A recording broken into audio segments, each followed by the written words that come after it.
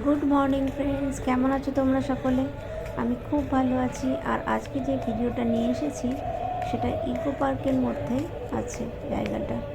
জায়গাটা হচ্ছে Japanese forest. Eco পার্কের ভিডিও এর আগে আমার চ্যানেলে আরও দুবার গেছে। জায়গাটা যে এত বড় আর এত জিনিস ওরা তৈরি করে রেখেছে ইকো পার্কের মধ্যে যে মানে 5বার গেলেও বোধহয় প্রপারলি ইকো পার্ক দেখা হবে না, মানে পুরোটা যদি দেখতে হয়। এর আগে ইকো পার্কের ওয়েটল্যান্ড, গ্রাসল্যান্ড এই সমস্তগুলো একটা ভিডিওতে আমার ছিল, একটা ভিডিওতে 7 ওয়ান্ডার্স ছিল। আজকে চলে এসেছি থার্ড ভিডিও নিয়ে, কারণ আমিও জানতাম না ইকো পার্কের মধ্যে এই পোর্শনটাও আছে। আমরা যখন নেটে সার্চ করে জাপানিজ ফরেস্ট পেলাম, দেখলাম জাপানিজ ফরেস্ট ইকো পার্ক লেখা আছে।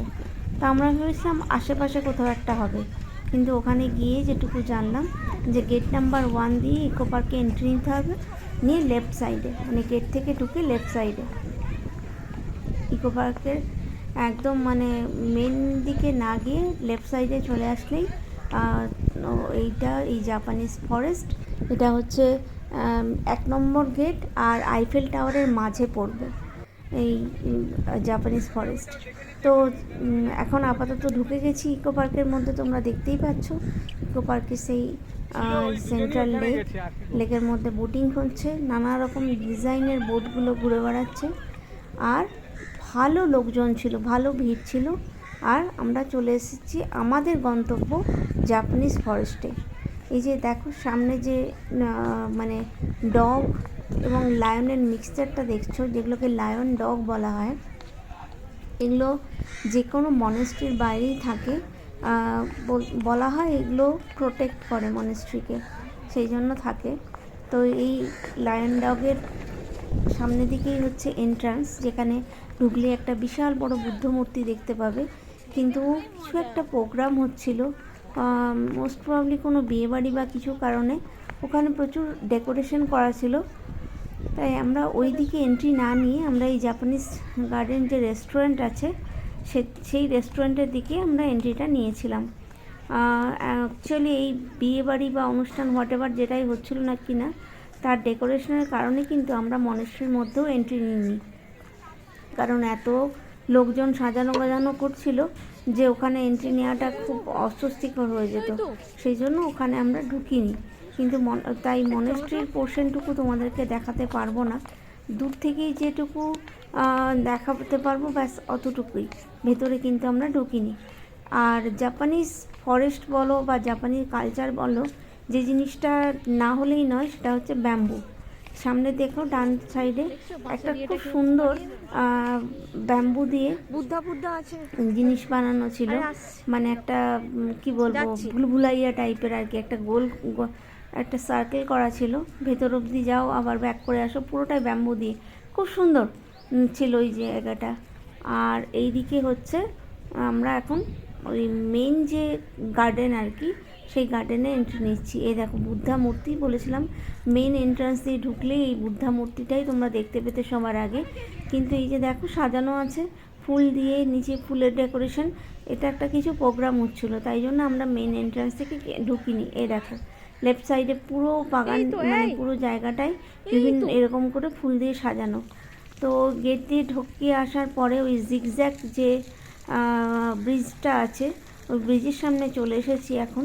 তো ওখানে ব্রিজের সামনে এই যে গাছগুলো এত সুন্দর লম্বা লম্বা এক সাইজের, তুমি দেখো মানে একদম এত সুন্দর লাগছে দেখতে, যে প্রত্যেকটা কী করে এক সাইজের হয়েছে জানি না, কিভাবে এরা তৈরি করেছে সমস্ত জিনিসটাকে, কিন্তু অসাধারণ, মানে এক্সেলেন্ট, চোখের একদম শান্তি। তো এই প্রচুর মানে লোকজন এই ব্রিজের ওপরে সেলফি তুলছিল অ্যাকচুয়ালি। তাই পুরো জিগজ্যাগ ব্রিজে পুরো জিগজ্যাগ ওয়েটা তোমাদেরকে দেখাতে হয়তো পারবো না, কারণ এত লোক সেলফি তুলছিল, ফটো তুলছিল, তার মাঝখানে ভিডিও করতে করতে যাওয়াটা একটুখানি একটু অস্বস্তিকর ব্যাপার। তাও লোকজনের ভিড়ের মধ্যে দিয়েও আমরা যতটা পেরেছি চলে এসেছি। আর মানে ভিডিও করতে করতে গেছি, আর কিছুটা বাদ দিতে হয়েছে আর কি। যাই হোক, তো জাপানিজ ফরেস্টের একটা মেন নিয়ে থাকে, গার্ডেন থাকে, মনেস্ট্রি থাকে, আর একটা পন্ড থাকে, পন্ডটা তো থাকবেই। তো এখানেও কিন্তু সেই সমস্ত কিছু জিনিসকেই কিন্তু এরা মেনটেন করেছে জায়গার, মানে যে রেপ্লিকা হিসাবে যেটাকে তুলে ধরতে চেয়েছে সেটা কিন্তু প্রপারলি তুলে ধরেছে। এখন এই মানে মনেস্ট্রির সামনে চলে এসেছি, কিন্তু মনেস্ট্রির মধ্যে আমরা এন্ট্রি নিতে পারিনি। দেখো তোমরা, সামনে প্রোগ্রামের জন্য চেয়ার করা আছে, স্টেজ করা আছে, সামনে মনেস্ট্রিটাও সাজানো হচ্ছিল, তো সেই কারণে আমরা ভেতরে যেতে পারিনি। মেইন জায়গাটা তোমাদেরকে আমরা দেখাতে পারিনি, কারণ নিজেদের একটু অড লাগছিল ভেতরে যেতে, যেহেতু সাজানো গোজানো হচ্ছিল, কোনো একটা ইভেন্ট হবে বলে। তাই জন্য বাইরে থেকে যতটা সম্ভব তোমাদেরকে দেখিয়ে দিয়েছি। আর এই দেখো কি সুন্দর একটা ব্যাম্বু বাগান, মানে একদম কি বলবো, অর্গানিক ব্যাম্বু বাগানই তো দেখলাম, ওখানে লেখা ছিল। প্রচুর মানে ব্যাম্বু আছে, যেদিকে তাকাচ্ছি সেদিকেই ব্যাম্বু আছে। তো এই হচ্ছে সেই পন্ডের সামনের দিকে আমরা এখন এগিয়ে যাচ্ছি বাগ গার্ডেনের অন্য প্রান্তে। তো তোমরা শুধু মানে দেখো, ব্রিজ বলো, পন্ড বলো, সব কিছুই তৈরি করা ছোট ছোট জিনিস, কিন্তু খুব সাজানো, একদম সাজানো, এবং সব থেকে বড়ো কথা ভীষণ ক্লিন, কোথাও এতটুকু নোংরা নেই। এটাই সব থেকে মানে ভালো লেগেছে আমার আর কি, যে জিনিসটা। তো এখন আমরা পন্ড ক্রস করে যে জায়গাটায় চলে এসেছি, এটাকে বলে সিরিজ অফ তরি। এই রেড কালারের যেটা দেখতে পাচ্ছ, এটাকে বলে সিরিজ অফ তরি। এটার ভেতর দিয়ে হাঁটলে মানে বলে যে তোমার ভেতরে যে সমস্ত নেগেটিভিটি আছে সেগুলো দূর হয়ে যাবে, তোমার সোলের সাথে, তোমার আত্মার সাথে তুমি কানেক্টেড ফিল করবে। তো কিন্তু খুব মানে কি বলবো, পিসফুলি শান্ত মনে তোমাকে স্টেপ বাই স্টেপ কাউন্ট করে করে হাঁটতে হবে। যেটা আমি গেছি কাজে, তাই আমার ওইভাবে হাঁটা হয়নি, আমি শুধু ভিডিও করার জন্যই মানে ঝটপট ঝটপট করতে করতে গেছি, কিংবা আমি আমার সোলের সাথে কানেক্ট করার মতো ফিলিংস অনুভব করার মতো অবস্থাতেও ছিলাম না। আমি ভাবছি আমি এই টাইমের মধ্যে কটা ভিডিও বানাতে পারবো। তো যাই হোক, এইটা হচ্ছে টেমি গড। এই সামনে যে বোলের মতোটা দেখলে, কিন্তু ওটা একটা উইশিং বোল ছিল, ওখানে লোকে উইশ ফুলফিল করার জন্য মানে কয়েন দিত, কিন্তু এখন কিন্তু সেটা দেখলাম না। আর এইখানে হচ্ছে বিভিন্ন স্টেজের বুদ্ধার মূর্তি, প্রচুর মূর্তি। তো এইটা আমার খুব ভালো লেগেছে এই জায়গাটা। অ্যাকচুয়ালি গোটা ফরেস্টটাই অসম্ভব সুন্দর লেগেছে। এই যে প্রত্যেকটা ব্যাম্বু দেখতে পাচ্ছ, এই প্রত্যেকটা ব্যাম্বুর মধ্যে কিন্তু লাইট লাগানো আছে, মানে একদম ব্যাম্বু লাইট। এগুলো আমরা যেহেতু দিনের বেলা গিয়েছিলাম, তাই জন্য ব্যাম্বু লাইটগুলো সেভাবে ফিল করতে পারিনি, কিন্তু যারা সন্ধ্যেতে যাবে তারা কিন্তু বুঝতে পারবে ব্যাম্বু লাইটগুলো জ্বলে যাবার পর। তো আমার মনে হয় যে এখানে একবার যাওয়া যেতেই পারে।